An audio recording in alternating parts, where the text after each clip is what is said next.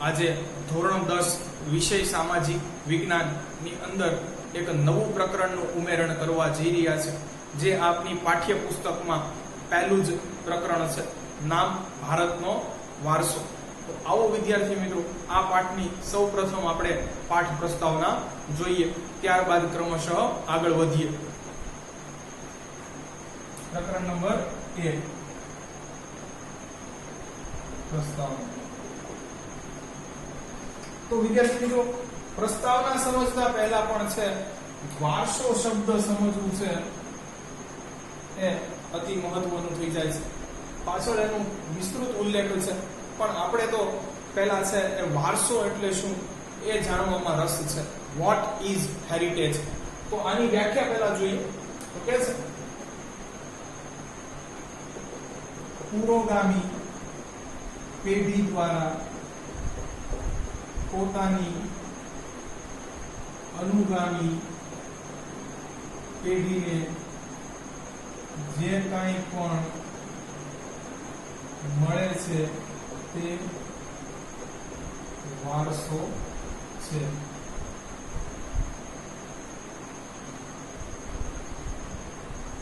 તો આવી કંઈક છે એ વારસાની વ્યાખ્યા છે. કે છે કે આ જે તે વ્યક્તિએ છે એ સર્જેલું કે નિર્માણ કરેલું નથી, પણ એના પૂર્વજો તરફથી છે એને ભેટ સ્વરૂપે યાને કે ગિફ્ટ સ્વરૂપે મળેલું છે. શું કહે છે? પૂર્વગામી પેઢી દ્વારા પોતાની અનુગામી પેઢીને જે કાંઈ પણ મળે છે તે વારસો છે. એટલે પોતાની પહેલાની પેઢી દ્વારા એની પછીની પેઢીને જે કાંઈ પણ મળે એને તમે વારસો ગણી શકો. વારસાના છે એ બે પ્રકાર છે. વારસો છે એ ભૌતિક પણ હોઈ શકે. કોઈના પૂર્વજો એની માટે છે એ બેંક બેલેન્સ પ્રોપર્ટી છોડીને ગયા હોય તો એ ભૌતિક વારસો છે. વળી વારસો છે એ જૈવિક પણ છે, જેમ કે આપણા માતા પિતાના લક્ષણો છે એ આપણને મળે છે. તો વારસાના છે આ બે પ્રકાર છે.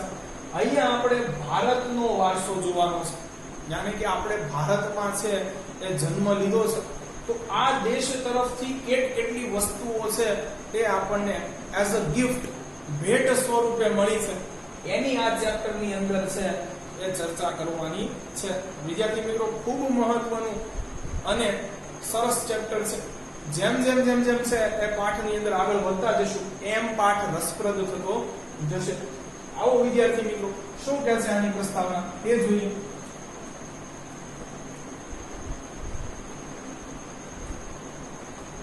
કહે છે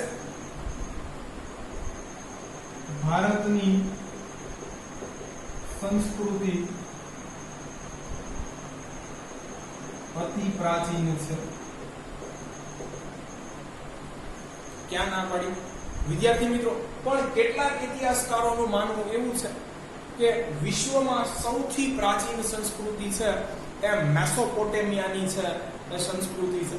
પણ તમને જણાવ્યું કે ભારતના જ લોકો આપણા ગુજરાતના લોથલ બંદર થકી છે એ મેસોપોટેમિયાના લોકો સાથે છે એ આજથી સેંકડો વર્ષો પહેલા છે એ દરિયાઈ માર્ગે વેપાર કરતા હતા. એનો મતલબ કે કદાચ હશે, હિસ્ટોરિયન્સ કહે છે કે મેસોપોટેમિયાની સંસ્કૃતિ ભારત કરતા પણ જૂની છે, તો હોઈ શકે, પણ ભારતની સંસ્કૃતિ છે એ પણ એટલી જ જૂની છે. કદાચ થોડો એવો માઇનોર ડિફરન્સ હોઈ શકે, કારણ કે આપણે પ્રાચીન સમયમાં છે એ જ દેશના લોકો સાથે છે એ વેપાર કરતા હતા. કે ભારત દેશ વિશે વિષ્ણુ પુરાણમાં લખ્યું છે કે, હવે તો પહેલા સવાલ થઈ જાય કે પુરાણ એટલે શું? તો વિદ્યાર્થી મિત્રો, પ્રકરણ નંબર 4 જો જોયું ન હોય તો જોઈ લેજો. પુરાણ એ શું છે? તો કે છે વેદો છે, વેદો 4 છે: ઋગ્વેદ, સામવેદ, અથર્વવેદ, યજુર્વેદ. પણ આનો અભ્યાસ છે એ કઠિન છે, કપરો છે. તો વેદોનું પઠન છે એ અઘરું છે. પુરાણો છે એ વેદોના અભ્યાસને સરળ બનાવવા માટે લખાયા છે. તો ખાસ આ આપણે નોટ કરવા જેવું છે. પુરાણો વેદોના અભ્યાસને સરળ બનાવે છે. વિદ્યાર્થી મિત્રો, પુરાણ કોના દ્વારા છે એ રચવામાં આવ્યા હતા? જવાબ છે વેદ વ્યાસ. બધું જ આપણે અભ્યાસ કરી ચૂક્યા છે. પુરાણોની સંખ્યા કેટલી છે? 18. એના નામ પણ આપણે જણાવી દીધા છે.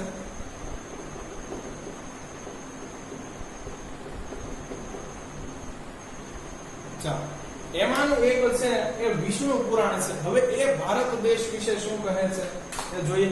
વિદ્યાર્થી મિત્રો, પુરાણ એ એવી વસ્તુ છે કે જે વાર્તાઓ કે કથાના સ્વરૂપમાં છે અને હાલનો એક પણ વિષય છે એ પુરાણની અંદર બાકાત નથી. ચાહે પછી ઇતિહાસ હોય, તત્વજ્ઞાન હોય, વિજ્ઞાન હોય કે રાજનીતિ હોય, બધી જ વસ્તુઓ છે એનો સમાવેશ પુરાણની અંદર થઈ ચૂક્યો છે. તો એ છે એમાં નું એક પુરાણ વિષ્ણુ પુરાણ એ ભારત દેશ વિશે શું કહે છે આવું જોઈએ.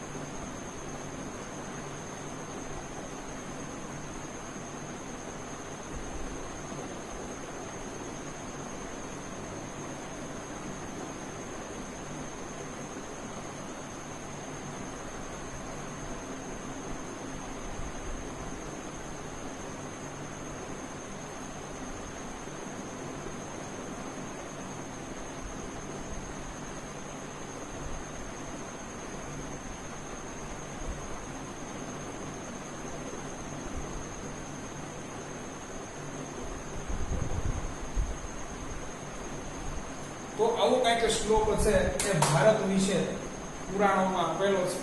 કે છે ઉત્તર યસ્ય સમુદ્રસ્ય, કે છે કે જે સમુદ્રની ઉત્તરે, યસ્ય એટલે જે, સમુદ્રસ્ય એટલે સમુદ્ર, જે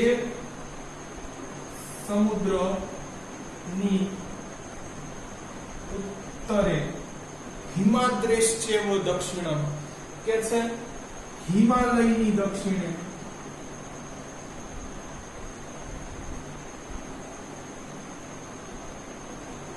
ખાસ સમજવા જેવું છે.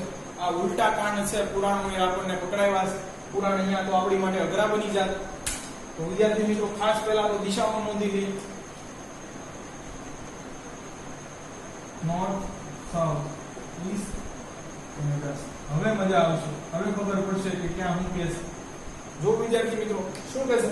જે સમુદ્રની ઉત્તરે, સમુદ્ર છે એની ઉત્તર બાજુએ જોવાનું છે, એટલે ઉપરની બાજુએ, અને કે છે હિમાદ્રેશ્ચેવ દક્ષિણમ, હિમાલયની દક્ષિણે.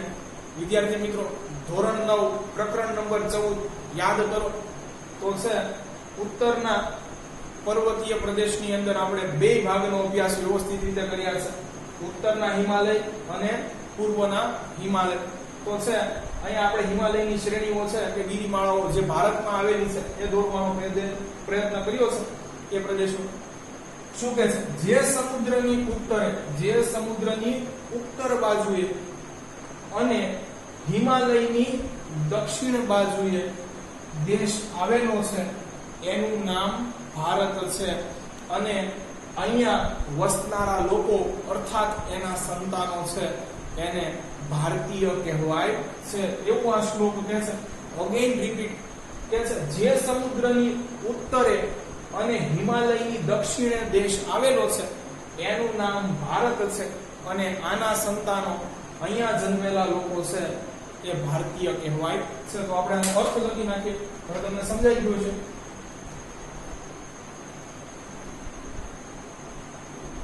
અર્થાત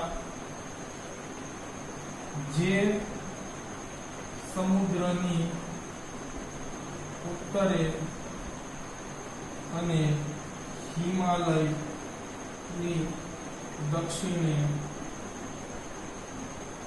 દેશ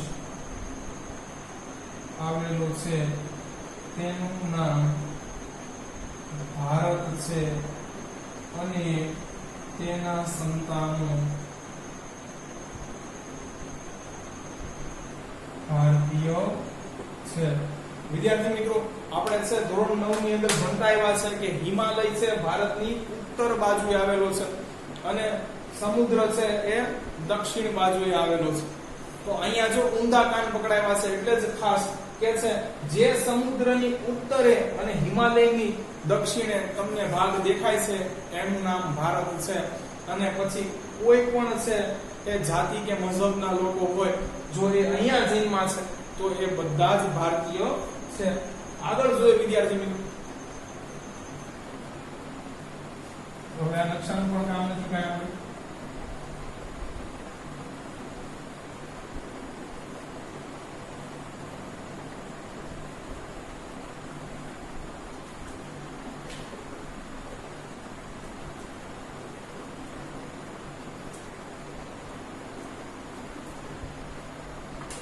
કે છે પ્રાચીન સમયથી આજ દિન સુધી લેવાતા સંકલ્પોમાં ભારત માટે, વિદ્યાર્થી મિત્રો તમે પણ છે સ્કૂલમાં એક ઓથ લેતા હશો, પ્રતિજ્ઞા લેતા હશો, તો કે છે પ્રાચીન સમયથી છે એ આજ દિન સુધી છે એ ભારતના સંદર્ભમાં જ્યાં કાંઈ પણ સંકલ્પો લેવાય છે ત્યાં આ દેશને કયા નામે પુકારવામાં આવ્યો છે એ જોઈએ.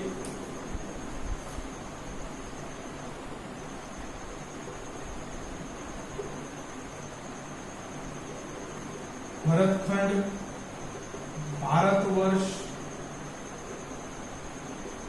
જંબુદ્વીપ, આર્યવ્રત વગેરે. વિદ્યાર્થી મિત્રો, ભરતખંડ અથવા ભારત વર્ષ કે ભારતખંડ એ નામ છે એ કોના ઉપરથી પડ્યું? તો છે અહીં ફરી એકવાર છે તમને જણાવી દઉં છું કે દુષ્યંત અને શકુંતલાના છે એ પુત્ર ભરત ઉપરથી છે એ આપણા દેશનું નામ છે એ ભારત પડ્યું છે. અને આ આપણે ઉલ્લેખ છે એ પ્રકરણ નંબર 4 ની અંદર અભિજ્ઞાન શાકુંતલમમાં છે એ કરી ચૂક્યા છે કે જે કાલિદાસની એક અદ્ભુત કૃતિ છે. જંબુદ્વીપ, તો શા માટે વિદ્યાર્થી મિત્રો આને જંબુદ્વીપ કહેવામાં આવે છે? કારણ કે છે પ્રાચીન સમયમાં ભારત દેશ એકમાત્ર એવો હતો કે જ્યાં છે એ જાંબુડા જોવા મળતા હતા, એટલે આને છે જંબુદ્વીપ પણ કહે છે.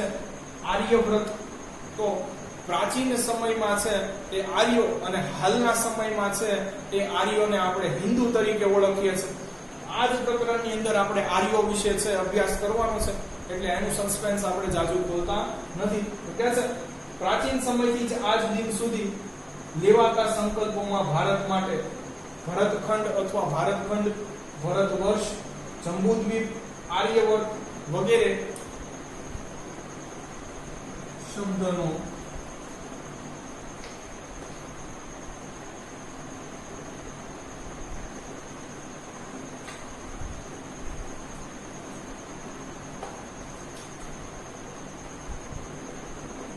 પ્રાચીન સમયથી આજ દિન સુધી લેવાતા સંકલ્પોમાં ભારત દેશ માટે. વિદ્યાર્થી મિત્રો, વાક્ય કઈ એવું કહે છે, તમે પણ છે સ્કૂલમાં જો કેપ્ટન કે મોનિટર બનતા હશો તો ઓથ લેતા હશો, પ્રતિજ્ઞા લેતા હશો, એમ કહે છે કે પ્રાચીન સમયથી છે આજ દિન સુધી છે એ લેવાતા સંકલ્પોમાં જે આપણે પ્રતિજ્ઞા લઈએ છીએ, આપણી ફરજો છે બજાવવાની, ઓથ લઈએ છીએ, એમાં ભારત દેશ માટે કયા કયા શબ્દો છે એ પ્રયોજાણા છે એ જોઈ લઈએ. ભરતખંડ, ભારત વર્ષ,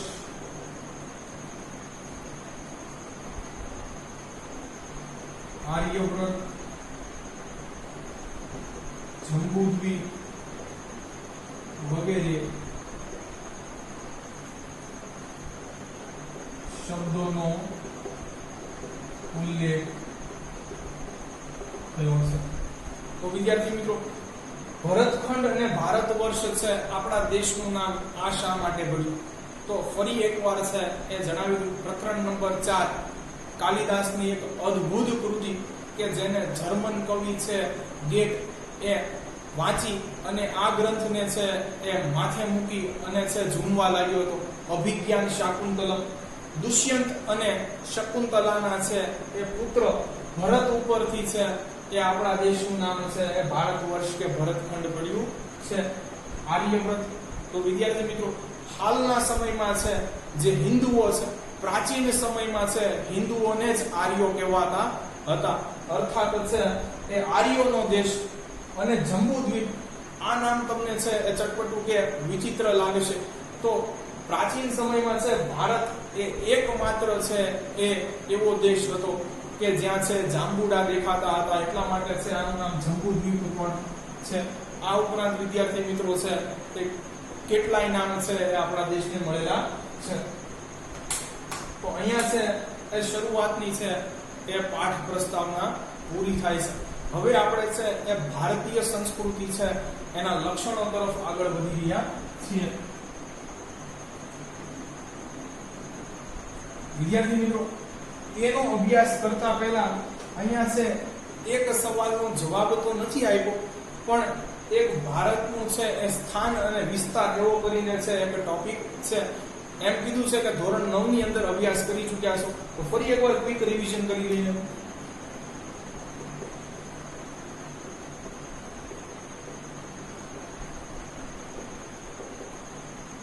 તો વિદ્યાર્થી મિત્રો, આપણને તો ખબર છે કે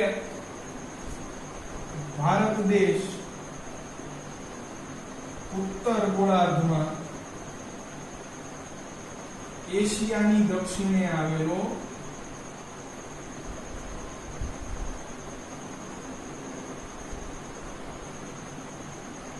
પછી કે છે વિસ્તારની દ્રષ્ટિએ છે ભારતનો ક્રમ 7મો છે અને વસ્તીની દ્રષ્ટિએ બીજો છે. તો એ પણ લખી નાખીએ.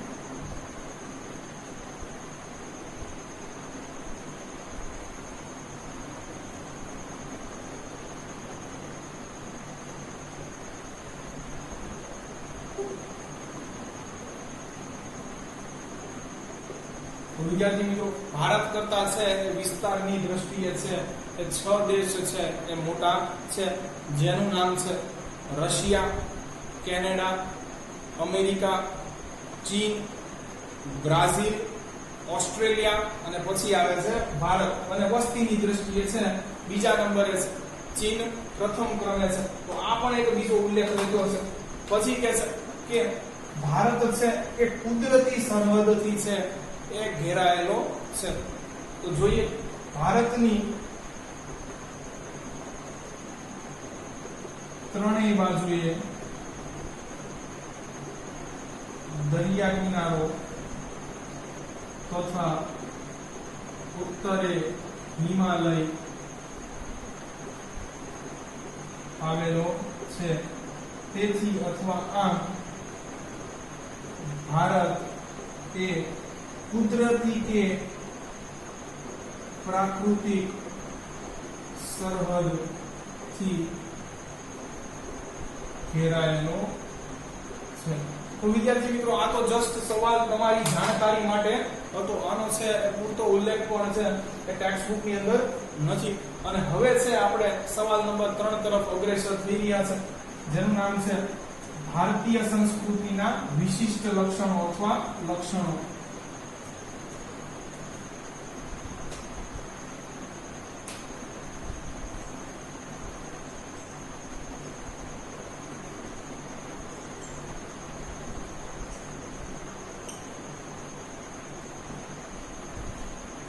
આવો વિદ્યાર્થી મિત્રો જોઈએ તો કેટલુંક છે અહીંયા હું જૂનું ટેક્સ્ટ બુક નું છે એ એડ કરીને લખું છું કે જો કદાચ છે તે પૂછાય તો આ સવાલની અંદર તમે ઉમેરણ કરી શકો. તો કે છે પહેલા તો ભારતીય સંસ્કૃતિ કેવી છે?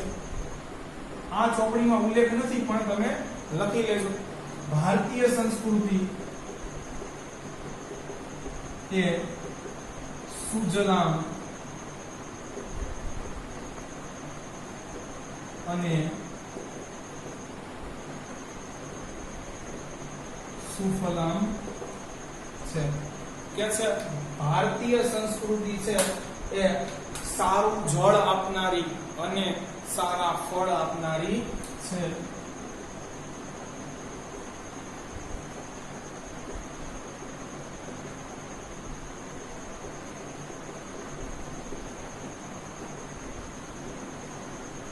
વિદ્યાર્થી મિત્રો, આપણો દેશ છે એ પ્રાચીન સમયથી જ છે એ નદીઓને માતા તરીકે પૂજાય છે.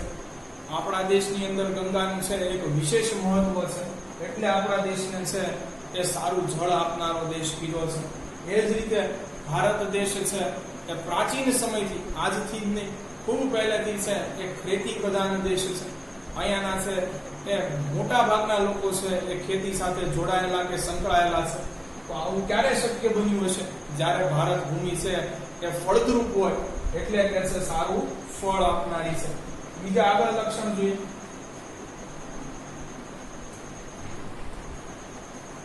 કે છે ભારતીય સંસ્કૃતિ સત, ચિત અને આનંદ આપનારી સંસ્કૃતિ છે.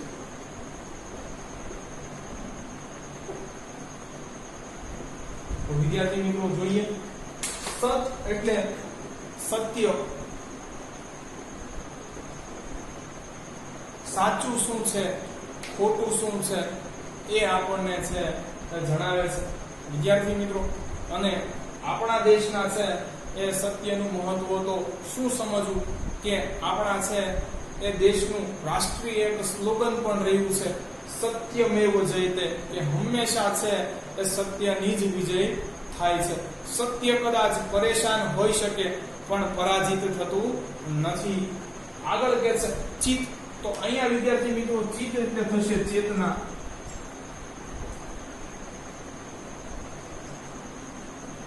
જાગૃતિ.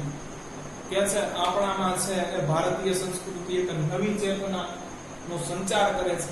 આપણને છે એ જાગૃતતા છે એ આપે છે કે આપણે કેવા પૂર્વજોનો છે એ વારસો લઈ અને બેઠા છીએ.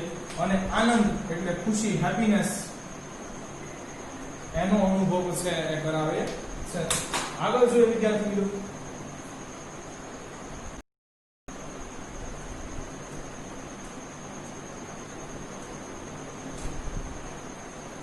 કે છે પ્રાચીન સમયથી જ ભારતીય સંસ્કૃતિ શાંતિપ્રિય અને વ્યાપારી રહી છે. વિદ્યાર્થી મિત્રો, ખૂબ જ પ્રાચીન સમયથી છે એ ભારત અન્ય દેશો સાથે છે વેપાર કરતો હતો અને ભારતની છે આ જ સમૃદ્ધિ છે એ વિદેશી પ્રજાઓને અહીંયા વસવાટ કરવા કે વેપાર કરવા માટે આકર્ષી ગઈ. અને ભારતની પ્રજા તે સાથે છે એ શાંતિપ્રિય પણ છે. વિદ્યાર્થી મિત્રો, આઝાદી પછીના પણ 70 વર્ષ વ્યતીત થઈ ગયા બાદ આજે પણ છે કે ભારતે કોઈ દેશ ઉપર સામે ચાલીને આક્રમણ કર્યું નથી. એ જ દર્શાવે છે કે ભારતીય સંસ્કૃતિના લોકો છે એ અત્યંત શાંતિપ્રિય છે. આગળ શું કહે છે? ભારતીય સંસ્કૃતિએ આપેલા અહિંસા અને સત્યના મૂલ્યો આજે અન્ય દેશોએ સ્વીકાર્યા છે તથા તેની પ્રશંસા પણ કરી છે. તો વિદ્યાર્થી મિત્રો, આ પણ એક સમજવા જેવું છે કે આજે તમે જોશો તો સંયુક્ત રાષ્ટ્ર કરીને એક છે એ સંસ્થા ચાલે છે કે જે વિશ્વના છે એ દેશો વચ્ચે શાંતિ અને સહકાર બની રહે એની વાત કરે છે. તો સદીઓથી ભારત છે એનો પણ ઉદ્દેશ આ છે. વસુધૈવ કુટુંબકમ, વિશ્વ એ આખું એક કુટુંબ છે, એક પંખીનો માળો છે, એવી ભાવના લઈને છે આપણે સદીઓથી ચાલીએ છીએ. એટલે જ કે છે ભારતીય સંસ્કૃતિ આપેલા અહિંસા અને સત્યના મૂલ્યો આજે અન્ય દેશોએ પણ સ્વીકાર્યા છે અને એની પ્રશંસા પણ કરી છે. આગળ કે છે ભારતીય સંસ્કૃતિના વિશિષ્ટ લક્ષણો જે ટેક્સ્ટ બુકની અંદર નથી પણ જૂની ટેક્સ્ટ બુકની અંદર હતા અને અવારનવાર છે એ બોર્ડની અંદર પૂછાયેલા, તો આપણે એ પણ નોટ કરી લીધું. આવો વિદ્યાર્થી મિત્રો જોઈએ ભારતીય સંસ્કૃતિના વિશિષ્ટ લક્ષણો.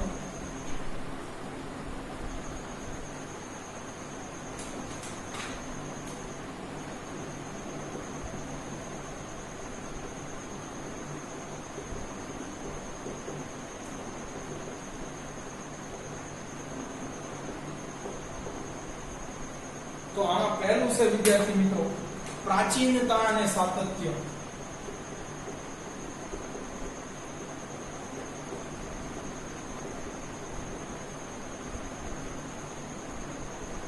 આ ખાસ સમજવા જેવું છે વિદ્યાર્થી મિત્રો. પ્રાચીન છે આપણા દેશની સંસ્કૃતિ, તેની સાથે છે એ એટલી જ સાચી છે. વિદ્યાર્થી મિત્રો જે મૂલ્યો છે એ આપણા પૂર્વજોએ આજથી સદીઓ પહેલા છે એ જીવન જીવવાના નક્કી કર્યા હતા, એ જ મૂલ્યો ઉપર છે આજે આપણો દેશ ચાલી રહ્યો છે. જે સિદ્ધાંતો છે એ પ્રાચીન સમયમાં છે એ લાગુ કરેલા કે સ્વીકારેલા, એ જ છે એ સિદ્ધાંતોને વરીને આજે પણ આપણે આજે ચાલીએ છીએ કે આખું વિશ્વ છે એ તરફ આકાર લઈ રહ્યું છે. આવા તો કેટલાય ઉદાહરણો છે એ દેવા ઘટે. એટલે કે છે પ્રાચીન છે સાથે એની અંદર છે સાચાપણું પણ છે અને સત્યની એક ક્વોલિટી છે વિદ્યાર્થી મિત્રો. સત્ય છે ઓફર છે, ક્યારે છે પલટાઈ જતું નથી, ફેરવાઈ જતું નથી. એમ આ મૂલ્યો કે સિદ્ધાંતો ત્યારે જેટલા સાચા હતા એટ ધેટ મોમેન્ટ આજે પણ છે એટલા જ સાચા છે. આગળ કે છે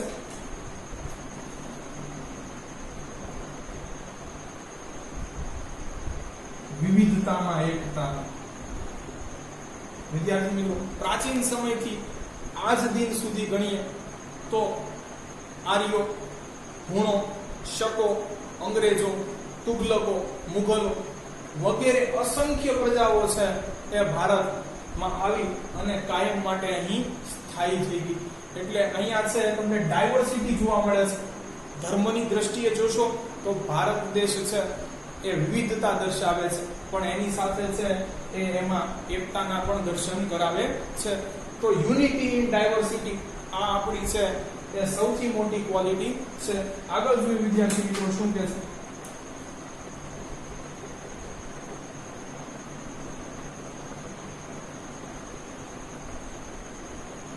આધ્યાત્મિકતા અને ભૌતિકવાદનો સંગમ. વિદ્યાર્થી મિત્રો ભૌતિક એટલે સ્પર્શ કરી અને અનુભવી શકાય એવી વસ્તુ, આધ્યાત્મિક જેને માત્ર મહેસૂસ કરી શકાય એવી વસ્તુ. મનની શાંતિ છે એ આધ્યાત્મિકતાથી મળે છે, જ્યારે છે એ સુખ શાંતિ છે એ ભૌતિક વસ્તુઓથી મળે છે. તો આ બેયનો સંગમ છે. ત્યાં છે ભારત દેશ માત્ર છે એ ધર્મમાં રચ્યા પચ્યો આધ્યાત્મિક દેશ નથી. ભારત પાસે છે એટલા જ પ્રમાણમાં છે એ સંસાધનો પણ આવેલા છે. તો બે વસ્તુ છે આપણી પાસે, સ્પિરિચ્યુઆલિટી પણ છે અને તેની સાથે છે એ રિસોર્સિસ પણ છે. ખાલી છે આધ્યાત્મિકતા ધર્મને છે વિલીન આપણો દેશ નથી. આગળ કે છે ચોથું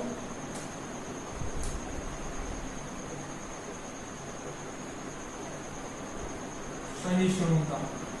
વિદ્યાર્થી મિત્રો કે છે ભારતીય સંસ્કૃતિના લોકો છે એ ટોલરન્ટ પીપલ છે, સહિષ્ણુ છે, સહન શક્તિ છે એ જાણે છે, ડાહ્યા છે. એટલા જ માટે વિદ્યાર્થી મિત્રો આજે જો તો છે વિદેશની સૌથી મોટીઓ છે એ કંપની તમે જેને ગણો છો એના સીઈઓ કદાચ છે ભારતના લોકો રહ્યા છે, કારણ કે નોલેજની સાથે એમના છે એ ચરિત્ર કેરેક્ટર પણ એટલા સ્ટ્રોંગ છે કે જેને છે એ ભારતને ગૌરવ અપાયું છે. તો આ ચાર લક્ષણો છે એ પણ મહત્વના છે. આગળ જોઈએ આજનો વિદ્યાર્થી મિત્રો છેલ્લો સવાલ, સવાલ નંબર 4.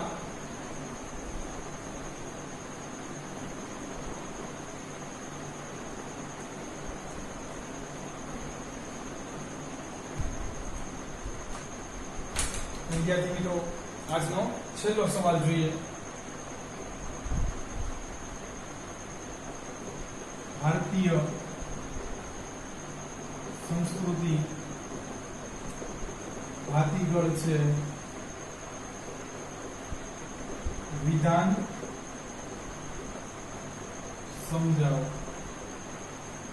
વિદ્યાર્થી મિત્રો સૌપ્રથમ તો આપણે ભાતીગળ શબ્દનો અર્થ કરવો પડશે.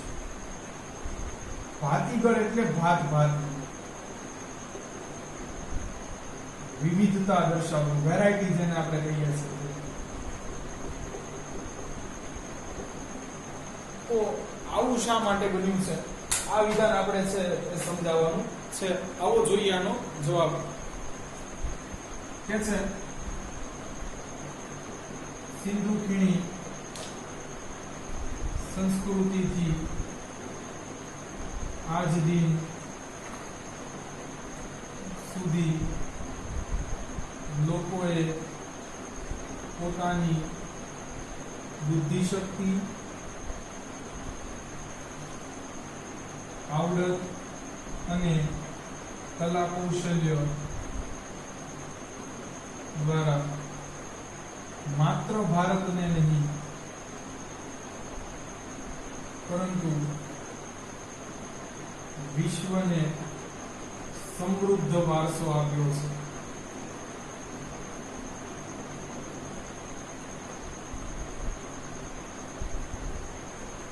વિદ્યાર્થી મિત્રો જે પણ પ્રાચીન સમયમાં છે એ મહત્વની શોધો થઈ એ કાં તો ભારતમાંથી અથવા તેનો મુખ્ય આધાર છે એ ભારત રહ્યો. અને આની માટે છે એ તમારે આપણા 5મા પ્રકરણના છે વિડિયો લેક્ચર્સ જોવા પડશે. કે છે સિંધુ ખીણી સંસ્કૃતિની.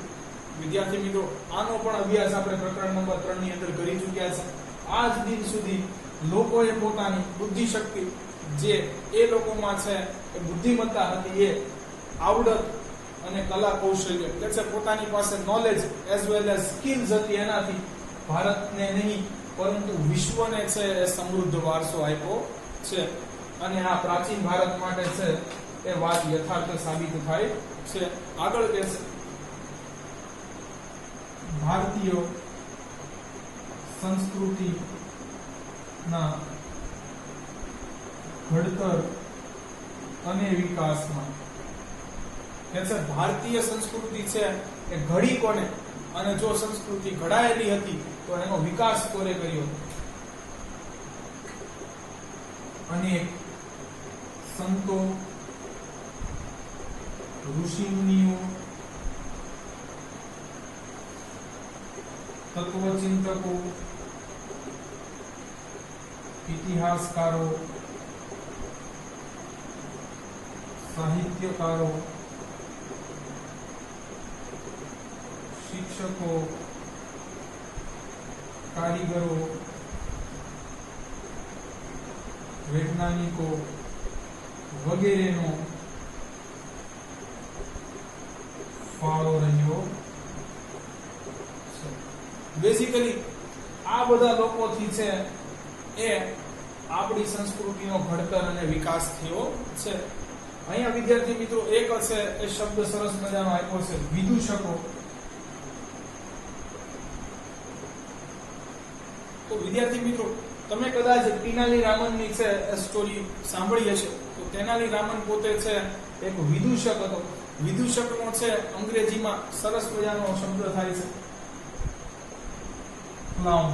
ક્લાઉનનો મતલબ થાય છે જોકર. પણ આ કોઈ જોકર નથી હોતા વિદ્યાર્થી મિત્રો. રાજાના દરબારમાં છે એ હાસ્ય ઉત્પન્ન કરનાર છે એ વ્યક્તિઓને છે એ વિદૂષક કહે છે. તો આનું પણ એક રાજાના દરબારમાં મહત્વનું સ્થાન છે. આ બધા છે એ ભારતીય સંસ્કૃતિને ભાતીગળ બનાવવામાં મહત્વપૂર્ણ એક ભાગ ભજવ્યો છે. આગળ જોઈએ વિદ્યાર્થી મિત્રો તેમનામાંથી આપણે શું શીખ્યા છે.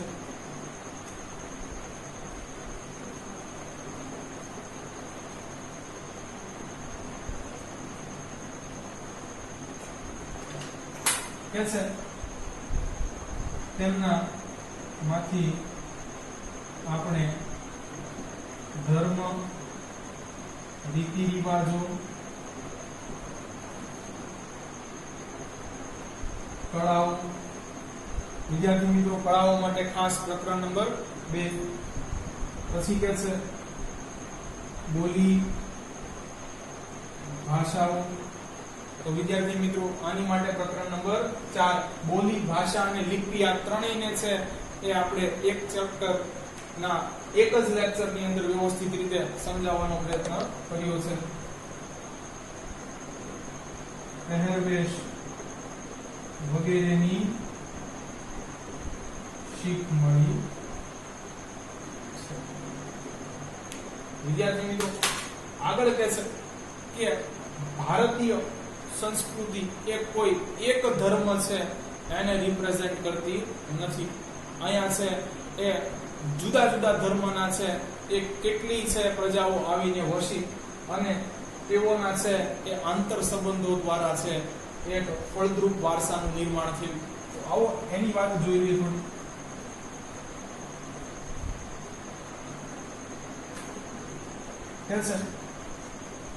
પ્રાચીન સમયથી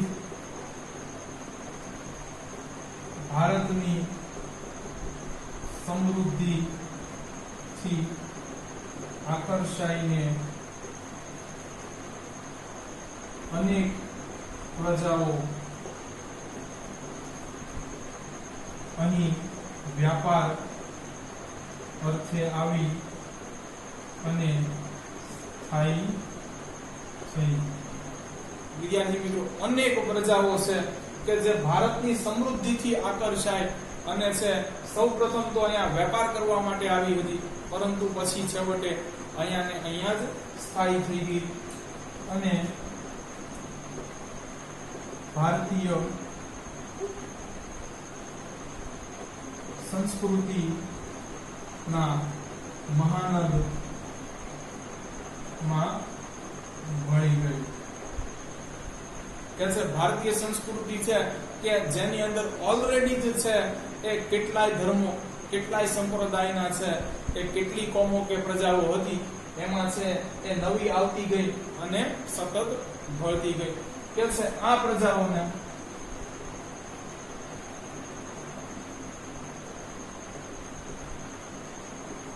આદાન પ્રદાન. વિદ્યાર્થી મિત્રો આદાન પ્રદાન શેનું થયું? તો આદાન પ્રદાન વસ્તુઓનું થયું. મેટ્રિમોનિયલ અલાયન્સીસ, એક છે એ કોમ અને બીજી કોમ વચ્ચે છે એ વૈવાહિક સંબંધો થયા. એ જ રીતે વિદ્યાર્થી મિત્રો છે એ અનેક ખાસ સાહિત્યોએ પણ અહીંયા છે મહત્વપૂર્ણ ભાગ ભજવ્યો.